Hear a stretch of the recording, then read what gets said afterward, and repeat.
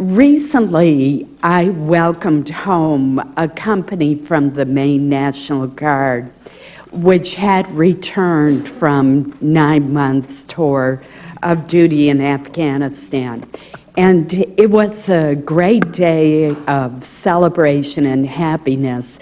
But when I was looking at these men and women, I couldn't help but think about the mental health challenges that many of them will face, particularly in light of the alarming increase in suicides among our National Guard and Reserve members.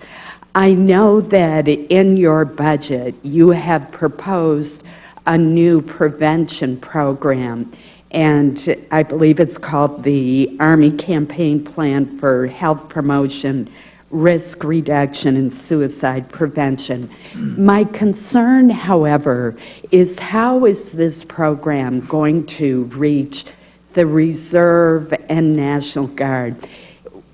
Obviously, those who go back to an active duty base have support structures already built in, easily accessible, readily available. They have people in the command structure watching out for them.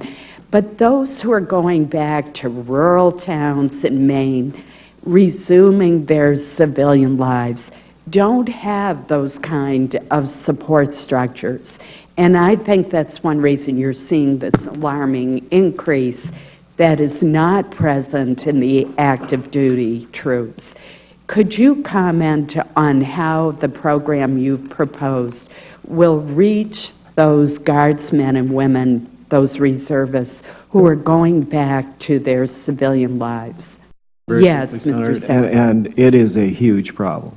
And as you noted, if you're in the active component, we can get our hands on you far more easily than when they go back. The interesting thing about the reserve component and Guard soldiers, 50% of these soldiers who commit suicide in the Guard and Reserve have never deployed. So we have other issues, and my comment earlier about we don't want to look for the one silver bullet, I think particularly applies to the Guard and Reserve.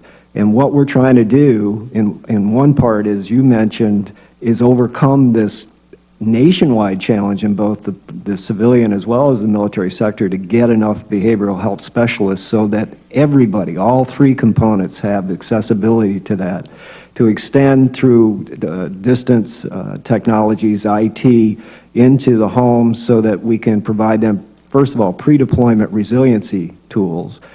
Second of all, those resiliency tools as follow-up, but also to continue to assess their mental health when they've gone back home. In states like Vermont and other places, the Guard units and the tags have stepped up and have helped enormously. We're looking at everything from the Yellow Ribbon Program, reintegration program and such, but the distance challenges are going to provide hurdles that, frankly, we don't know yet how we're going to get over. It is something that we're going to have to keep working on. Secretary McHugh,